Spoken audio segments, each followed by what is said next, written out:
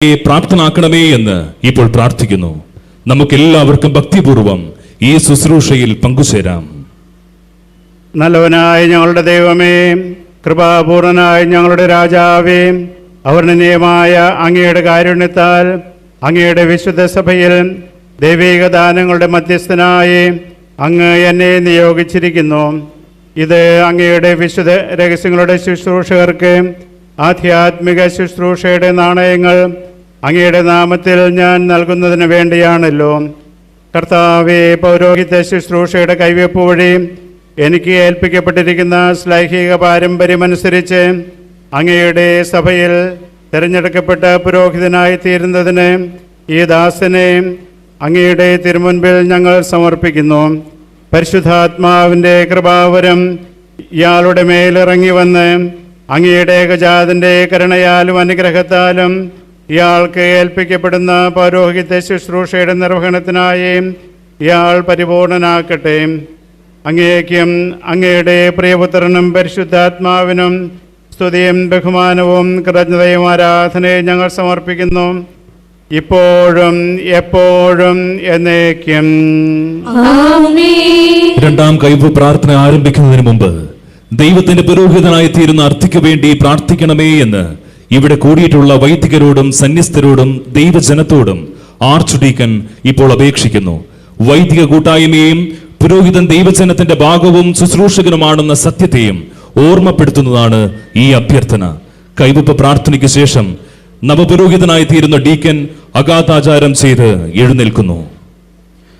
അത്യുന്നതങ്ങളിലേക്ക് നിങ്ങൾ കണ്ണുകൾ ഉയർത്തി കാരുണ്യവാനായ ദൈവത്തോട് അനുഗ്രഹം യാചിക്കുവിൻ. ദൈവത്തിന്റെ സഭയിൽ പുരോഹിതനായി പട്ടം നൽകപ്പെടാൻ നിയുക്തനായിരിക്കുന്ന ഡീക്കൻ ജോസഫ് ചൂണ്ടേലിനു വേണ്ടി നിങ്ങൾ പ്രാർത്ഥിക്കുവിൻ. കർത്താവേ, ശക്തനായ ദൈവമേ, ആകാശത്തിൻ്റെയും ഭൂമിയുടെയും അവയിലുള്ള സകലത്തിൻ്റെയും സൃഷ്ടാവേ, അങ്ങ് തിരുസഭയെ തിരഞ്ഞെടുക്കുകയും വിശുദ്ധരുടെ തികവിനും ശുശ്രൂഷയുടെ നിർവഹണത്തിനും സഭാഗാത്രത്തിൻ്റെ നിർമ്മിതിക്കുമായി അതിൽ പ്രവാചകന്മാരെയും സ്ലിഹന്മാരെയും പ്രബോധകന്മാരെയും പുരോഹിതന്മാരെയും നിയോഗിക്കുകയും ചെയ്തുവല്ലോ. സൈന്യങ്ങളുടെ കർത്താവായ ദൈവമേ, സർവലോക രാജാവേ, അങ്ങയുടെ ദാസനെ തൃക്കൺ പാർക്കണമേ. പരിശുദ്ധാത്മാവിൻ്റെ ആവാസം വഴി ഈ ദാസനെ വിശുദ്ധമായ തെരഞ്ഞെടുപ്പിലൂടെ വേർതിരിക്കുകയും സ്വീകരിക്കുകയും ചെയ്യണമേ. സത്യത്തിൻ്റെ വചനം പ്രസംഗിക്കുന്നതിന് വേണ്ട വരം ഇയാൾക്ക് നൽകണമേ. കർത്താവേ, ശക്തനായ ദൈവമേ,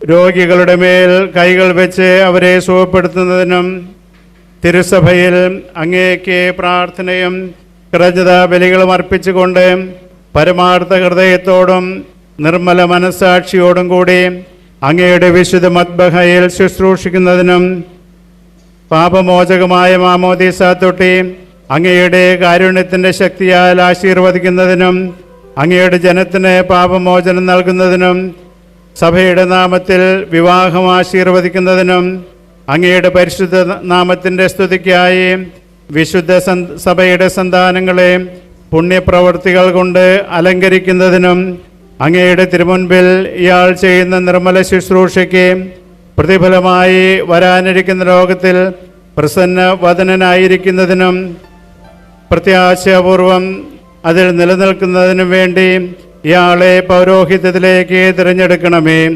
അങ്ങേക്കും അങ്ങയുടെ പ്രിയപുത്രനും പരിശുദ്ധാത്മാവിനും സ്തുതിയും ബഹുമാനവും കൃതജ്ഞതയും ആരാധനയും ഞങ്ങൾ സമർപ്പിക്കുന്നു, ഇപ്പോഴും എപ്പോഴും എന്നേക്കും.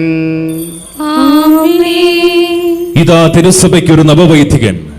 നമ്മുടെ പ്രിയപ്പെട്ട ജോസഫ് ഡീക്കൻ സഭയ്ക്ക് മുഴുവനുമായി ബലിയർപ്പിക്കാനായി മിശിഹായുടെ പൗരോഹിത്യത്തിൽ അവകാശം സ്വീകരിച്ച് ബഹുമാനപ്പെട്ട ജോസഫ് അച്ഛനായി തീർന്നിരിക്കുന്നു.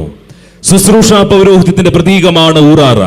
പുരോഹിതൻ കഴുത്തിന്റെ ഇരുവശങ്ങളിലായി മുൻപോട്ട് കിടക്കത്തക്ക വിധം ഊറാറ ധരിക്കുന്നു.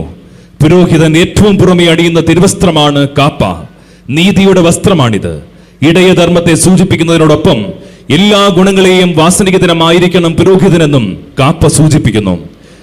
കാപ്പ മറ്റെല്ലാ വസ്ത്രങ്ങളെയും പുതിയുന്നത് പോലെ പൗരോഹിത്യ പദവി വൈദികനെ മുഴുവനുമായി ആവരണം ചെയ്യുന്നു. ഇതുവരെ ഒരു ഡീക്കന്റെ ഔദ്യോഗിക വസ്ത്രങ്ങൾ അണിഞ്ഞിരുന്ന നവവൈദികനെ കാർമികൻ ഇപ്പോൾ പുരോഹിതന്റെ തിരുവസ്ത്രങ്ങൾ അണിയിക്കുന്നു.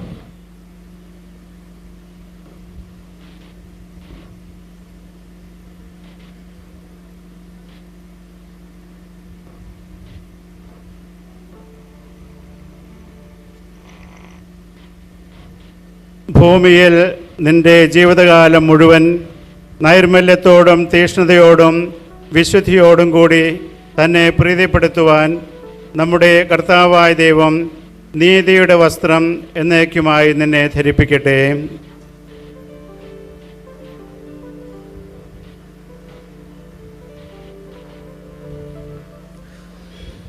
ദൈവവചനം പ്രസംഗിക്കുന്നതിനും പഠിപ്പിക്കുന്നതിനും അധികാരപ്പെടുത്തുന്നതാണ് പൗരോഹിത്യം. ഇത് സൂചിപ്പിക്കുവാൻ വേണ്ടി കാർമികൻ നവവൈദികന് വിശുദ്ധ ഗ്രന്ഥം നൽകുന്നു. കാറോയ പട്ടം സ്വീകരിച്ചപ്പോൾ പഴയ നിയമവും, ഹൗപ്പതിയാഗോന പട്ടം സ്വീകരിച്ചപ്പോൾ സങ്കീർത്തനവും, ഡീക്കൻ പട്ടം സ്വീകരിച്ചപ്പോൾ ലേഖന ഗ്രന്ഥവുമാണ് നൽകപ്പെട്ടത്. പൗരോഹിത്യ പദവിയിലേക്ക് ഉയർത്തുമ്പോൾ ജീവിതകാലം അത്രയും വചനപ്രഘോഷകനും വചനത്തിന് സാക്ഷിയുമായിരിക്കണമെന്ന് ഓർമ്മിപ്പിച്ചുകൊണ്ട് ഇപ്പോൾ നവവൈദികന് സുവിശേഷം നൽകുന്നു. വഴിയും സത്യവും ജീവനുമായ നമ്മുടെ കർത്താവ് യേശു മിശിഹായുടെ സുവിശേഷം നീ പ്രഘോഷിക്കുക. സുവിശേഷത്തിലെ ഈശോ നിന്റെ ശക്തി കേന്ദ്രവും ഈശോയുടെ സുവിശേഷം നിന്റെ ജീവിത നിയമവുമായിരിക്കട്ടെ. പഴയ നിയമത്തിൽ ദൈവത്തിനും ദൈവിക കാര്യങ്ങൾക്കുമായി പ്രതിഷ്ഠിക്കപ്പെട്ടിരുന്ന വ്യക്തികളെ തൈലം കൊണ്ട് അഭിഷേകം ചെയ്യുക പതിവായിരുന്നു. വൈദികൻ സഭാസേവനത്തിനായി പ്രതിഷ്ഠിക്കപ്പെടുകയും വിശുദ്ധീകരിക്കപ്പെടുകയും ചെയ്യുന്ന വ്യക്തിയാണ്. ഇത് അനുസ്മരിപ്പിച്ചുകൊണ്ട് അഭിമന്യ പിതാവ് ഇപ്പോൾ നവവൈദികന്റെ നെറ്റിയിലും കൈകളിലും വിശുദ്ധ മൂറോം കൊണ്ട് കുരിശടയാളം വരയ്ക്കുന്നു.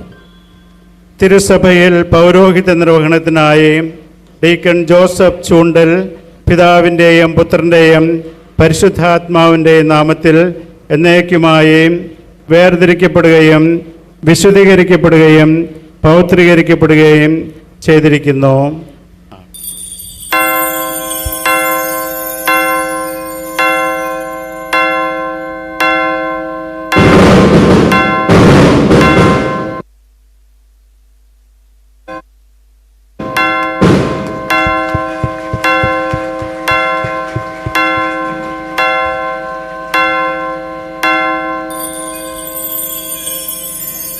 ദൈവത്തിന്റെ അനന്തമായ സ്നേഹത്താൽ ദൈവജനത്തെ പഠിപ്പിക്കുന്നതിനും നയിക്കുന്നതിനും വിശുദ്ധീകരിക്കുന്നതിനുമായി നമ്മുടെ ഇടയിൽ നിന്ന് ഒരാൾ പുരോഹിതനായി അഭിഷേകം ചെയ്യപ്പെട്ടിരിക്കുകയാണ്.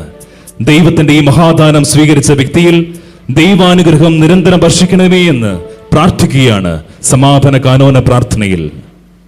കർത്താവിനെ ആത്മാർത്ഥമായി വിളിക്കുന്നവർക്ക് അവിടുത്തെ സാമീപ്യം ലഭിക്കും.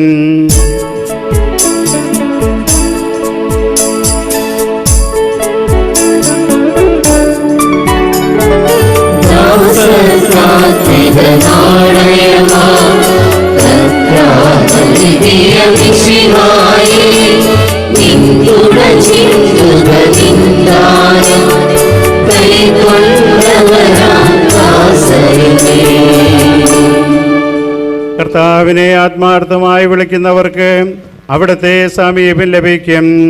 തന്റെ ഭക്തന്മാരുടെ ആവശ്യം അവിടുന്ന് സാധിച്ചു കൊടുക്കും. അവരുടെ പ്രാർത്ഥനകൾ കേട്ട് അവരെ രക്ഷിക്കുകയും ചെയ്യും.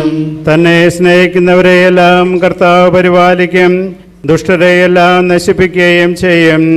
എന്റെ അധരങ്ങൾ കർത്താവിനെ സ്തുതിക്കും, ജീവജാലങ്ങളിൽ നിന്നും അവിടുത്തെ തിരുനാമം പ്രകീർത്തിക്കും. പിതാവിനും പുത്രനും പരിശുദ്ധാത്മാവിനും സ്തുതി, ആദ്യം മുതൽ എന്നേക്കും ആമേൻ.